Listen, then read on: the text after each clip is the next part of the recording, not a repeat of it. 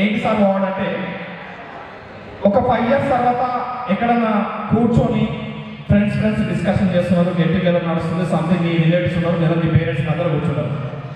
మిమ్మల్ని ఒక మాట అడగమ్మా, ఏంటిగా ఏం సక్సెస్ అయిన తల్లి, అరే మామ నీదిరా లైఫ్ అంటే ఎంత నిలబెట్టుకున్నారా లైఫ్ నీ జీవితాన్ని అని ఒక భరోసా వాళ్ళ దగ్గర నుంచి మీరు పొందాలి. అది మా గురువాక్షాన్ని మీరు ఇచ్చేది. ఇస్తారా ఆ సంకల్పం నిలబెట్టారు కదా, థ్యాంక్ యూ తల్లి. సో మేము మ్యాక్సిమం మా లైఫ్ని ఎక్కడైతే ఏ విధంగా అయితే లీడ్ చేసుకుంటూ ఈరోజు ఇక్కడ దాకా తీసుకొచ్చామో అవి మన పిల్లలకి ఇవ్వాలనే సంకల్పంతో ఈ సంకల్పాన్ని స్టార్ట్ చేస్తాం.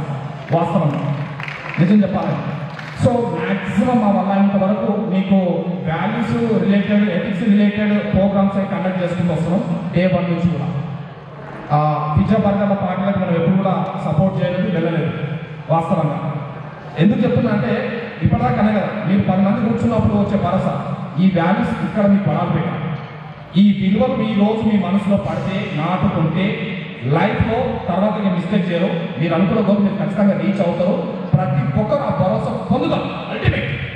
సో అది అలాంటి సంకల్పంతో మనము ఇక్కడ దాకా తీసుకొస్తాం. దీన్ని నిజంగా చెప్పాలి. అఫ్కోర్స్ మనం కండక్ట్ చేసే యోగా ప్రోగ్రామ్స్ కానీ మెడిటేషన్, అసలు యాక్చువల్గా యోగా ఎక్స్ట్రాడినరీ పెట్టాం. మెడిటేషన్ చాలా మంది మేము మీకు డైలీ యోగా సాధన చెప్పిస్తుంటే నేషనల్ అవార్డు నడుస్తాం. యాక్చువల్గా మేము స్టేటస్లో పెట్టుకుంటాం, డైలీ స్టేటస్లో ఫేస్బుక్లో ఇట్లా చూసి చాలా మంది మస్తు కామెంట్స్ ఇస్తుండే, అరే భాయ్ ఎవరు పెట్టాలి యోగా, ఈ పిల్లలు ఏంటి ఇట్లా ఇంత అద్భుతంగా యోగా చేస్తున్నారు, మెడిటేషన్ ఇంత అద్భుతంగా చేస్తున్నారు, ఎట్లా కండక్ట్ చేస్తున్న ఈ ప్రోగ్రామ్ అని చాలా అప్రిషియేట్ చేశారు. నాకు అంటే మీకు దాన్ని రిజల్ట్ ఏంటనేది మీకు ఆ క్షణంలో ఆ టైంలో మీకు అర్థం కాలేదు, టైం పట్టింది మీకు అర్థం కావడానికి. ఎండింగ్ టైమ్స్ దాకా ఏమైందంటే ఎగ్జామ్స్ సీరియస్ స్టార్ట్ అయ్యి మీ లోపల ఒక భయం స్టార్ట్ అయ్యి సార్ వద్దు సార్ ఇప్పుడు మళ్ళీ ఆఫ్టర్ ఎగ్జామ్స్ పెట్టుకున్నాను వల్ల నేను దాన్ని పోస్ట్పోన్ చేస్తాను. బట్ నెక్స్ట్ Day 1 నుంచి స్టార్టింగ్ నుంచే దాన్ని ఇంప్లిమెంట్ చేసుకుని సక్సెస్ తీసుకున్నాం. రెండోది సంకల్ప సభ కూడా చాలా సక్సెస్ పెట్టాలి నిజంగా చెప్పాలి. కానీ ఇంకా దాన్ని కొద్దిగా డిఫరెంట్ పాయింట్ ఆఫ్ వ్యూ చేసి దాన్ని ఇంకా ముందుకు తీసుకెళ్ళాలి. దాన్ని కూడా మనం సక్సెస్ చేసుకోవాలి ఎట్టి పరిస్థితిలో, నో కాంప్రమైజ్.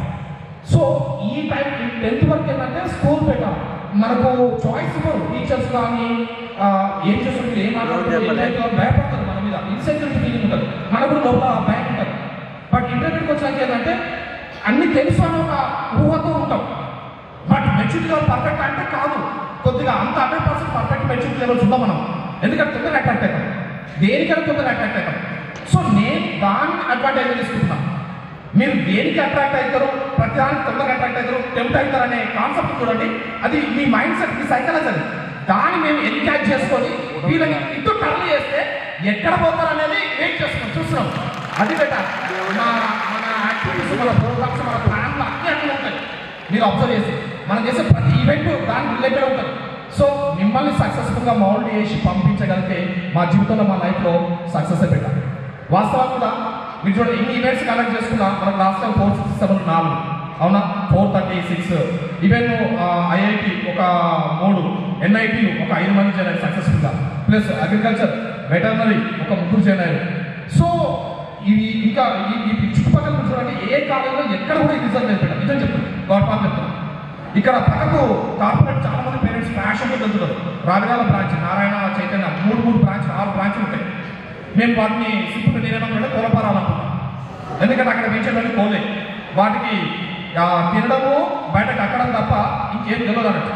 వాళ్ళకు ఈ వాల్యూస్ ఇట్లా మనలాంటి వే ఆఫ్ థింకింగ్ లెవెల్స్ ఎక్కడ ఉండవు. రిజల్ట్ అంతా 466 టాప్ వాళ్ళకి. సో మనం వాళ్ళందరూ దాటేసి ముందుకు వచ్చిన పెట్టాలి. మీకు అర్థం కావాల్సిందంటే అకాడమిక్స్లో అల్టిమేట్ పర్ఫెక్ట్ ఉన్నాం, వాల్యూస్లో పర్ఫెక్ట్ ఉన్నాం, ఎథిక్స్లో పర్ఫెక్ట్ ఉన్నాం, రెస్పెక్ట్లో పర్ఫెక్ట్ ఉన్నాం, యాక్టివిటీలో పర్ఫెక్ట్ ఉన్నాం. ప్రతి ఒక్క విషయంలో అల్టిమేట్ ఏది మిస్ అవ్వకుండా మనం పర్ఫెక్ట్ లెవెల్లో బ్యాలెన్స్ చేసుకుంటూ తీసుకెళ్ళిపోతున్నాం. This is our secret of success, గుర్తుపెట్టుకోండి. సో జనరల్గా ఏంటంటే మేము సెకండ్ ఇయర్ స్టూడెంట్, మేము ఫస్ట్ నుంచి కూడా 2 yearsలో చాలా చెప్పినాం బెట, చాలా మాటలు చెప్పినాం, చాలా విషయాలు చెప్పినాం. ఈ డే లాస్ట్, ఇంకా చెప్పడానికి మనకు చాయిస్ ఉండదు, మీకు వినే అవకాశం ఉండదు. ఇంకా అయిపోయింది. ఈ డే తోటి ఈ స్పీచ్లు, ఈ మోటివేషన్లు అన్నీ పోయినాయి కదా. నెక్స్ట్ ఇంకొక లైఫ్లోకి వెళ్ళిపోతారు, ఇంకొక జీవితంలోకి వెళ్ళిపోతారు. నేనేమంటున్నా, ఒక్క 1 year పెట్టా, 2 years అయిపోయింది కదా. నెక్స్ట్ గ్రాడ్యుయేషన్కి వెళ్ళిన తర్వాత ఒక్క 1 year మిమ్మల్ని మీరు బ్యాలెన్స్ చేసుకోండి, మిమ్మల్ని మీరు కంట్రోల్ చేసుకోండి. మస్తు స్టోరీస్ చెప్పినాం, మస్తు కాన్సెప్ట్ చెప్పినాం, మీరు చాలా వింటారు, ఎన్నో నేర్చుకుని ఉంటారు. సో ఇంకొక 1 year బ్యాలెన్స్ చేసుకుంటే ఆ సెకండ్ ఇయర్లో మీకు మెచ్యూరిటీ లెవెల్ పర్ఫెక్ట్ వస్తుంది బిడ్డ. మీరు చేయమన్నా తప్పు చేయరు, మిస్టేక్ చేయమన్నా చేయరు. వాట్ ఈస్ వాట్ ఎవ్రీథింగ్ మీకు పర్ఫెక్ట్ అర్థమవుతుంది, మంచి మెచ్యూరిటీ లెవెల్స్ వస్తాయి. సో మీరు అనుకున్నప్పుడు ఖచ్చితంగా పెట్టండి, నేను చెప్తాను కదా, మీ గోల్స్ మీరు అచీవ్ చేస్తారు, సక్సెస్ అవుతారు. నథింగ్ టు వరీ, అందరూ కూడా హ్యాపీగా లైఫ్లో మనం సక్సెస్ అవుతాం. మనం ఏ కాన్సెప్ట్ దగ్గరికి వచ్చినామో మన పేరెంట్స్ దగ్గర తిరిగి మనం ఇవ్వాలి, ఇవ్వడం మన ధర్మం కదా. ఇద్దాం, తిరిగిద్దాం. చిన్న కాన్సెప్ట్ పెట్టా.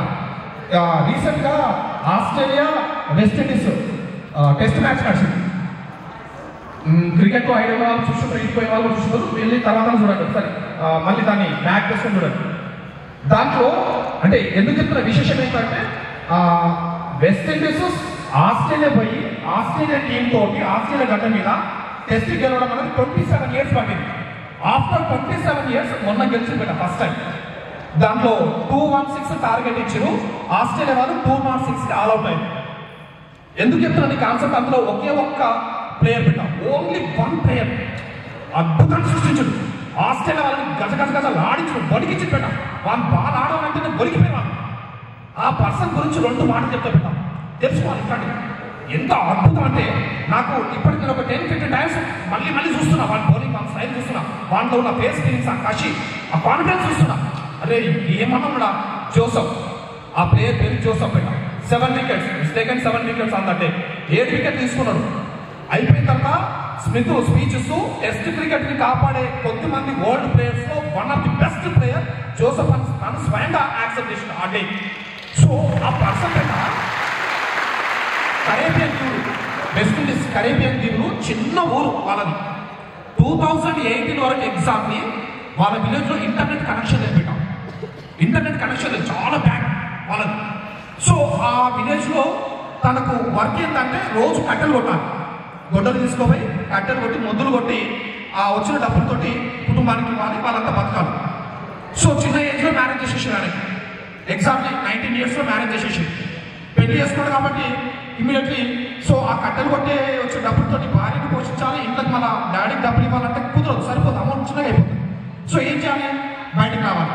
సో అక్కడ వేరే టౌన్ రావాలంటే వాళ్ళ ఒక నది ఈదుకుంటూ రావాలి, చిన్న పడవ తీసుకొని వాళ్ళ భార్యను ఎక్కించుకొని ఆ టౌన్కి వచ్చేసి జాబ్ కోసం వెతికి, బాగా జాబ్ కోసం వెళ్తే లాస్ట్ ఒక చిన్న జాబ్ దొరికి పెట్టాం.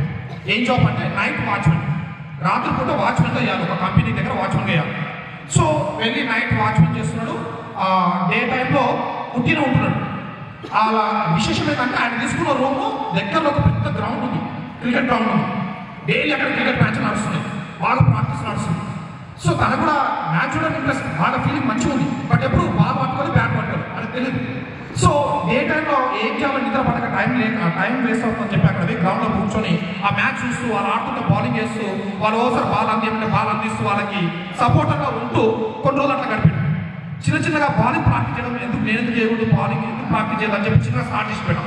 కరోనా టైం, అప్పుడు వరల్డ్ మొత్తం కరోనా ఉంది, 2019-20 ఆ టైంలో భయంకరంగా కరోనా నడుస్తుంది. ఆ సిచ్యువేషన్ లో చాలా మంది గ్రౌండ్కి వచ్చేటోళ్ళు కాదు, ప్లేయర్స్ లేరు. సో అప్పుడు ఆయన ఛాన్స్ దొరికింది, అరే భాయ్ బాల్ తీసుకొచ్చి బాల్ కూడా మాకు మేము బ్యాటింగ్ ప్రాక్టీస్ చేస్తామని చెప్పి చాలా మంది డిస్ట్రిక్ట్ లెవెల్ ఉన్న ప్లేయర్స్ ఆయన రిక్వెస్ట్ చేసిన వాళ్ళు చేస్తే అప్పుడు బౌలింగ్ వేయడం మొదలుపెట్టాడు. అప్పుడు ప్రాక్టీస్ చేసింది, తన ఏజ్ అప్పుడు 22 సంవత్సరాలు. అట్లా 1 year ప్రాక్టీస్ చేసి పెట్టాం, భయంకరంగా ప్రాక్టీస్ చేసి కాన్ఫిడెన్స్ లెవెల్స్ పెంచుకున్నాడు. ఒకరోజు ఏమైందంటే డిస్ట్రిక్ట్ లెవెల్స్, స్టేట్ లెవెల్స్ అక్కడ కాంపిటీషన్స్ నడుస్తున్నాయి, మ్యాచెస్ నడుస్తున్నాయి. ఒక టీంలో ఒక ప్లేయర్ ఆబ్సెంట్ అయ్యాడు. సడన్ గా అక్కడ ఉన్న కోచర్కి ఈయన జోసఫ్ చూసి గుర్తుకొచ్చింది, అరే జోసఫ్ నువ్వు బౌలింగ్ మంచిగా వేస్తావరా, నువ్వు రారా మా టీంలో వచ్చేసి నువ్వు బౌలింగ్ వేసే ఈరోజు అని చెప్పి ఫస్ట్ చాయిస్ అనిపించింది. అరే బాల్ తీసుకున్నాడు, బాల్ వేసాడు, అక్కడ నాకు ఆ రోజు 10 wickets తీసేసింది స్టేట్ లెవెల్ మ్యాచ్ లో. సెలెక్టర్ కూర్చొని అడిపోయింది. ఇంకేముంది ఆ నెక్స్ట్ ఎప్పుడే ఆయనకు అవకాశం దొరికింది, నేషనల్ టీంకి అవకాశం దొరికింది. 24 years ఎగ్జాక్ట్లీ ఆ పిల్లోడు ఏజ్. ఎంత అంటే బాగా కష్టం చేసి నల్లగా ఉంటాడు, అసలు అట్లీస్ట్ చాలా స్ట్రాంగ్ ఉంటాడు, మామూలు కాదు.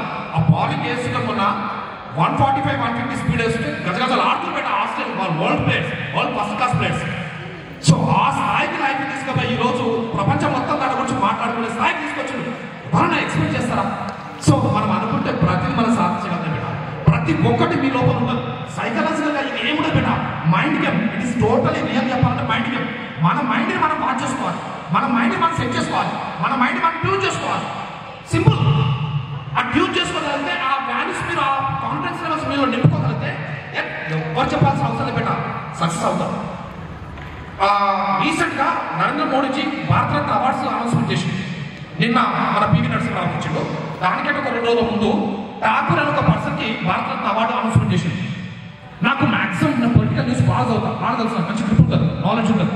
ఈ ఠాకూర్ ఎవరప్పా ఊహిస్తా ఠాకూర్ అని చెప్పి నేను గూగుల్ మొత్తం సెర్చ్ చేసి, నేను మన ప్రాక్టికల్స్ నడిస్తే నాకేం పని ఉండకపోతుంది, అంతా వీళ్ళ చూసుకుంటారు. నేను కూర్చొని నా గూగుల్లో సెర్చ్ చేసి ఆయన స్టోరీ మొత్తం చదువుతుంటే నాలో నాకు ఒక ప్రేరణ కలిగింది బేట. ఇట్లాంటి వ్యక్తులు భారతదేశంలో ఉన్నారా అని ఒక అద్భుతం అనిపించింది. ఆయన బీహార్ సీఎం బేట, బీహార్ ముఖ్యమంత్రి 36 years బ్యాక్, ఎగ్జాక్ట్లీ 36 సంవత్సరాల క్రితం, 36 years బ్యాక్ ముఖ్యమంత్రి. సో ఆయన గురించి భారతరత్న అవార్డు ఇవ్వడం నరేంద్ర మోడీ గొప్పతనం, అది నిజం చెప్పాలంటే. సో ఆయన ముఖ్యమంత్రిగా ఉన్నప్పుడు ఒక చిన్న సంఘటన ఏంటంటే, ఒకరోజు తనని కలవడానికి యశ్వంత్ సిన్హా, మీరు పేరు వింటాం, మంచి ఫేమస్ ఫెమిలియర్ మినిస్టర్ కూడా, మంచి పొలిటికల్ లీడర్ కూడా. యశ్వంత్ సిన్హా సీఎం కలవడానికి ఒకరోజు బీహార్ సీఎం ఆఫీస్కి వెళ్తాడు. టైం అయిపోయింది, ఆఫీస్లో లేడు. సో ఆయన విలేజ్లో, ఆయన పక్కకి ఉంటుంది విలేజ్, ఆయన ఇంట్లో ఉంటాడు సార్ అని చెప్తే, సార్ ఇంటికి వెళ్ళి తప్ప ఆయన డిస్టర్బ్ చేయొద్దు, మంచి వ్యక్తి అంటే నేను చూడాలి, మాట్లాడాలి, పర్సనల్గా కొన్ని ఇష్యూస్ డిస్కషన్ చేయాలి చెప్పి వెహికల్ తీసుకొని డైరెక్ట్ వాళ్ళ ఇంటికి వచ్చాడు. ఇంటికి వచ్చాక అప్పుడు ఈ ఠాకూర్ ఎక్కడ ఉండదు తెలుసా, వాళ్ళని నాయి బ్రాహ్మణ వృత్తి, బార్బర్. పోయి షాప్లో కూర్చొని బార్బర్ కటింగ్ చేస్తున్నాడు ఆ విలేజ్ వాళ్ళకి. అసలు ఆశ్చర్యపోయాడు, అరే నువ్వేంటి పై ముఖ్యమంత్రికి కటింగ్ చేస్తున్నాడంటే, సార్ నాకు వచ్చిన సాలరీ నేను బయట యాక్టివిటీస్కి వేరే వాళ్ళకి, సోషల్ వర్క్ వాళ్ళకి ఇచ్చేస్తున్నాను. మరి నేను బతకాలంటే నాకు కొడుకు లేడు, నాకు భార్య లేదు, పిల్లలు లేదు, మరి నేను బతకాలంటే నాకు పైసలు కావాలి కదా సార్, అందుకనే నా వృత్తి నేను కొనసాగించుకుంటున్నాను చెప్పాను. సరే ఇంటికి వచ్చిందా సార్, రండి సార్ అని చెప్పి ఇంటికి తీసుకుపోయి కట్టెలు పెట్టి పొయ్యి స్టార్ట్ చేసి ఛాయ్ పెట్టి ఛాయ్ ఇస్తుంది. ఆ ఛాయ్ తాగుతూ యశ్వంత్ ఏడ్చిపోయాడు. ఇట్లాంటి మనుషులు ఉన్నారా, ఎంత వండర్ఫుల్ మెసేజ్ చూడండి. ఒకరోజు పెద్ద మీటింగ్ నడుస్తుంది, స్టేజ్ మీద మీటింగ్ నడుస్తుంది, ఠాకూర్ ఇన్వైట్ చేసారు. ముందే చెప్పారు ఇది చాలా పెద్ద, అంటే ఇండియాలో నేషనల్ వైడ్ మీటింగ్ కాన్ఫరెన్స్, అఫీషియల్గా రావాలని చెప్పి ఇన్ఫర్మేషన్ ఇచ్చారు. ఆయనకున్న అన్ని షెట్లలో తక్కువ రంధ్రాలు, హోల్స్ తక్కువ ఉన్న షెట్ ఒకటే ఒక షెట్ 3 holes ఉండేదంట. అన్నిటికీ హోల్స్ ఎక్కువ ఉన్నాయి, 3 రంధ్రాలు ఉన్న షెట్ ఒక్కటి దొరికింది. అది వేసుకొని స్టేజ్ ఎక్కుతున్నాడు.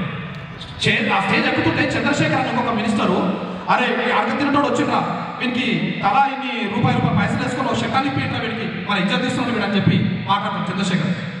ఒక్క సెకండ్ ఆలోచించకుండా చాలా షర్ట్ విప్పి ఆయన కాలం గల పెట్టి, సార్ ప్లీజ్ వేయండి సార్, ఏమైనా వేస్తే తీసుకొని షర్ట్ కొనుక్కుంటాడు. ఆ గొప్పతనం చూడండి, ఆ వ్యక్తిలో ఉన్న విలువలు చూడండి. షేప్గా పిల్లలు చంద్రశేఖర్ కాలం నొక్కి సారీ అని చెప్పి అనబై కూర్చున్నాడు. సో ఇట్లాంటి గొప్ప గొప్ప వ్యక్తులు చాలా మంది మనం పెట్టా. సో మనకు అహంకారం వద్దు, నేను బాగా చదువుతా, ఐ నో ఎవ్రీథింగ్ అనేది ఫీలింగ్ పక్కన పెట్టేసేయండి.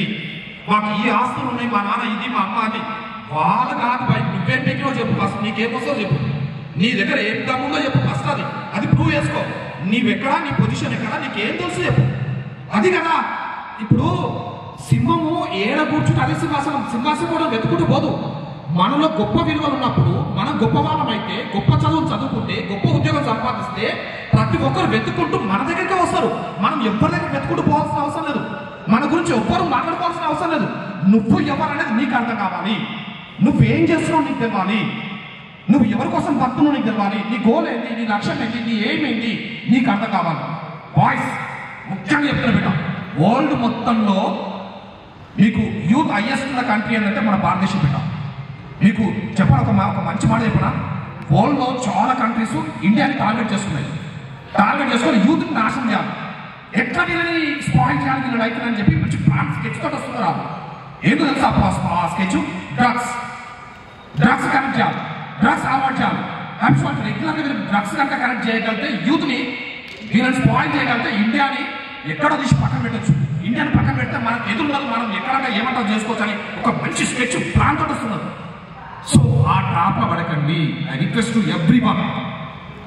నేను మళ్ళీ చెప్తున్నా, నా సొంత నా పిల్లలు అనుకొని చెప్తున్నా, మళ్ళీ చెప్తున్నా, ప్రతి సందర్భంలో ప్రతి చోట అవకాశం వచ్చిన ప్రతి చోట చెప్తున్నా, డ్రగ్స్ దగ్గరికి వెళ్ళకండి, స్మోకింగ్ డ్రింక్ జోలికి వెళ్ళకండి, ఆ యూట్యూబ్లో వచ్చే గలీజ్ వీడియోలు చూడకండి.